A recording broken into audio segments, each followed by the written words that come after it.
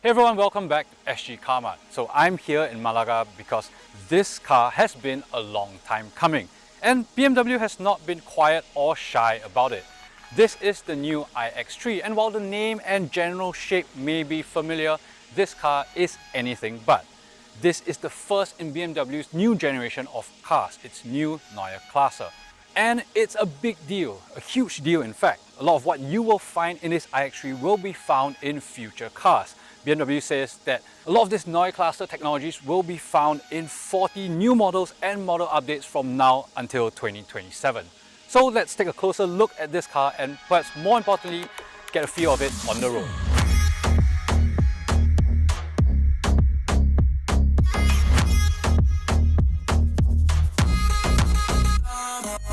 Let's first start by talking about design. So this is the first car to feature BMW's new design language, and I think it's perhaps most noticeable with this new quite skinny and quite tall kidney grills, and it's quite reminiscent of the original Neue Klasse models. Also, you will see that there's no chrome here, that's all been replaced by light. So you have light here and you have this new light signature as well, and I must say it's quite an interesting looking car.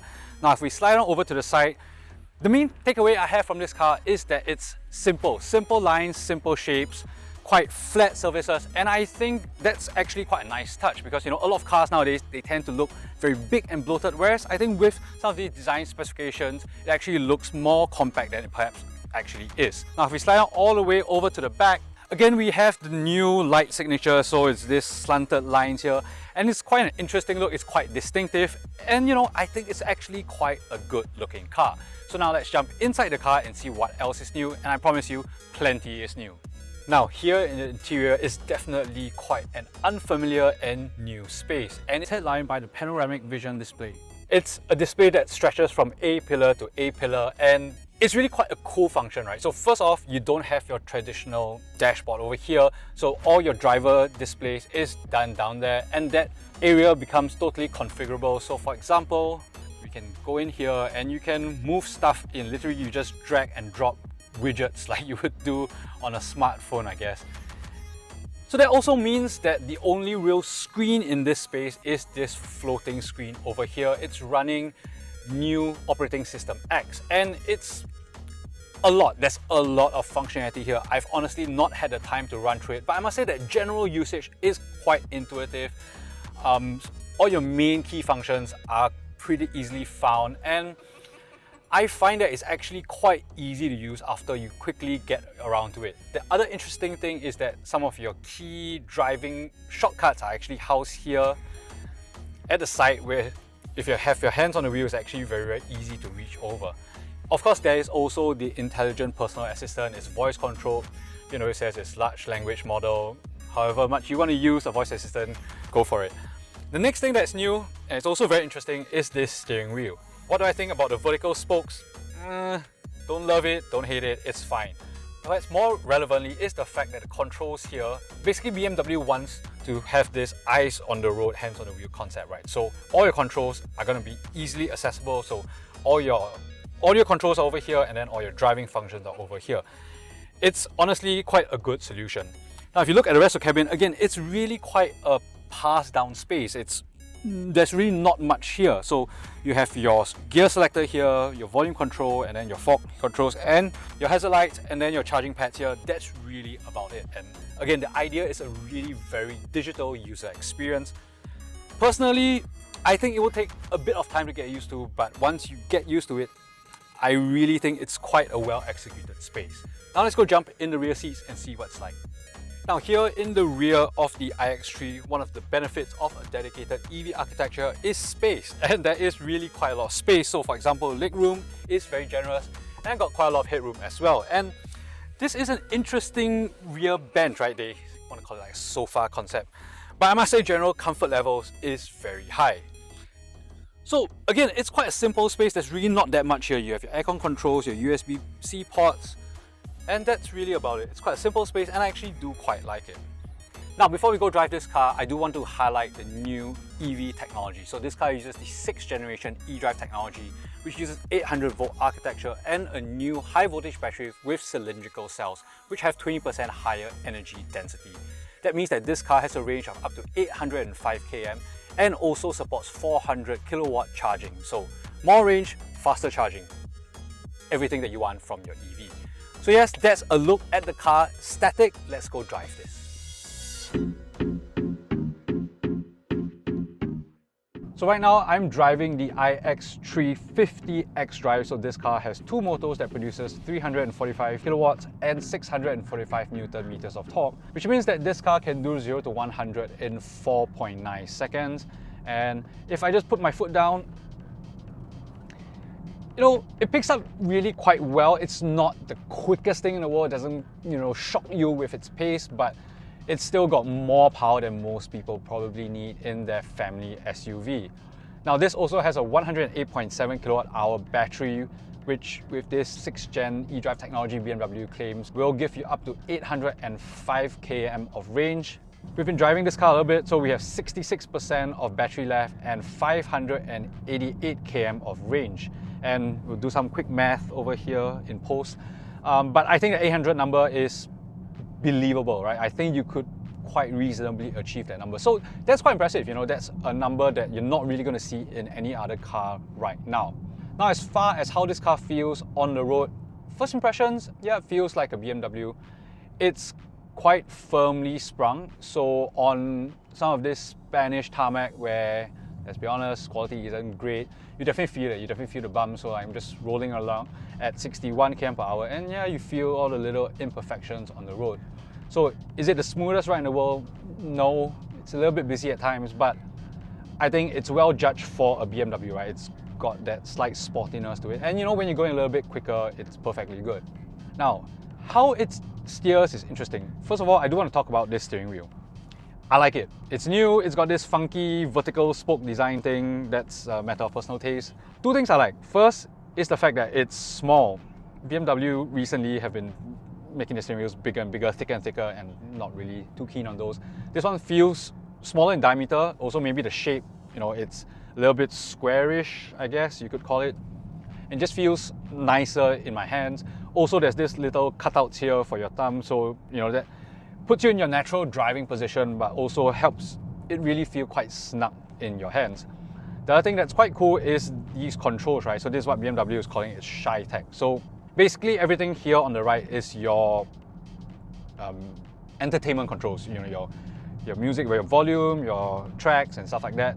And everything on your left would be your driving functions. But how this Shy-Tech works is that if there's a function available in that particular driving moment, it will appear. So like right now, there's only one thing lit up, which is the ability to turn on the, call it assisted driving, right? So when I click that, then the plus and minus buttons appear for me to adjust the speed. But if I turn it off, that goes away. Same thing, right? When I come to a complete stop, and then there'll be the button for your automated parking.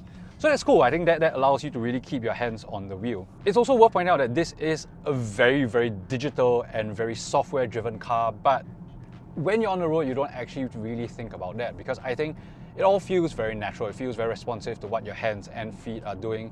And the overall steering feel feels quite organic and natural, so that's nice. I do like that about it. Now, as far as general on-road comfort, it's quite a quiet car, no real complaints. So I've obviously turned off the synthetic sounds. I'm really not a fan of those. So when you turn it off, it's basically a completely silent space, not very echoey, so that's nice. Not much road noise as well, so perfectly good. Now let's also talk about this whole new panoramic display and all these controls, right? So the whole concept, BMW says, is this whole hands on the wheel, eyes on the road thing, where basically you should not have to take your hand off the wheels at all times. And I think it works generally quite well. Some of the useful functions are in this little shortcut area here, right next to where your right hand would be. So basically you can turn off your lane keep, you can turn off your speed warning, which in Europe it has to be default on all the time. And then you can then also turn on the camera record function if you need. So that's nice and useful. And you can see all your key functions, like so basically your driver display is here, you can have your navigation set up in the middle, and then whatever other function you want at the end, that's completely configurable. So that's nice, that's useful, and yeah, you really don't have to take your hands off the wheel. Alright, the next thing we want to talk about is the car's ADAS system. So let's start first with assisted driving. So I've turned the system on, and basically this is, let's say, a slightly more advanced adaptive cruise control because it does a few interesting things, right? For example, now it tells me check traffic to switch to a quicker lane. So, you know, it will prompt you to do certain things. And the other interesting I found is that, you know, if you accelerate or even if you brake, it doesn't actually switch off, right? So you can still drive it normally if you want to close up the gap or you need to shed some speed. So that's interesting. Now let's see if we can get...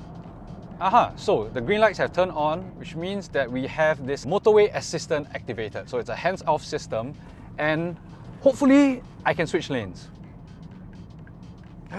It's working, it's working, it's working. So yeah, that actually works. So let's try that again. So if I look to my right, it actually indicates, switches lanes, and then comes back into lane and completely hands off. So that works. That's really quite cool. And yeah, basically I can drive on the highway completely with my hands and feet off the pedal. So let's try that again. Let's change lane. No, there's a car there, so it won't let me change lane. So it tells me that I can check traffic to switch to a quick lane. So let's do that. Yes, it really works. So that's cool. That's honestly quite a useful function. Again, will this be homologated in Singapore? Let's wait and see. But if it does, you know, I can see that being quite useful. Alright, so we're now here at the Ascari racetrack where we're going to be putting this iX3 through some of its paces. We're going to do some dynamic testing. However, this features the new Heart of Joy architecture, which is supposed to, you know, integrate all the different driving systems. So let's see how that feels on the track. So we're just taking the car through some slaloms, and the immediate impression is that it's a very responsive wreck. The car is really quite sharp on its turn. Again, it's a heavy car and you feel it, but it's responsive, right? The steering is really quite responsive, and you know, plenty of power and good stopping power as well. Okay, fourth car ready to go.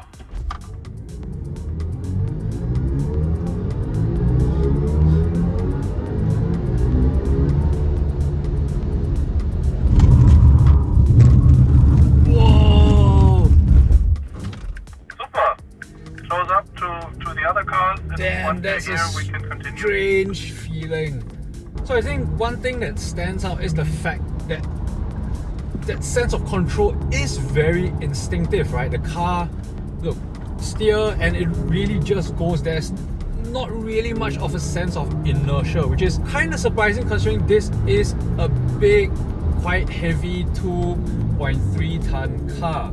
You know, and of course it helps that there's also plenty of power to go around. And you know, with that emergency braking, I mean, it was quite a remarkable feeling because basically on that full e-brake, the car still feels like you can steer it quite regularly, which is a bit of an unusual feeling. And you know, I guess it's hard to quite quantify and say what exactly the Heart of Joy controller is doing, because the whole point is that it's doing a lot of things. So let's brake hard now. I mean, weirdly enough, the immediate sensation is that this is a little bit strange, right? You don't normally expect the car to feel this way. Okay, so we're here at the slalom. Let's take it with a little bit of pace, 60 km/h, and see how this feels.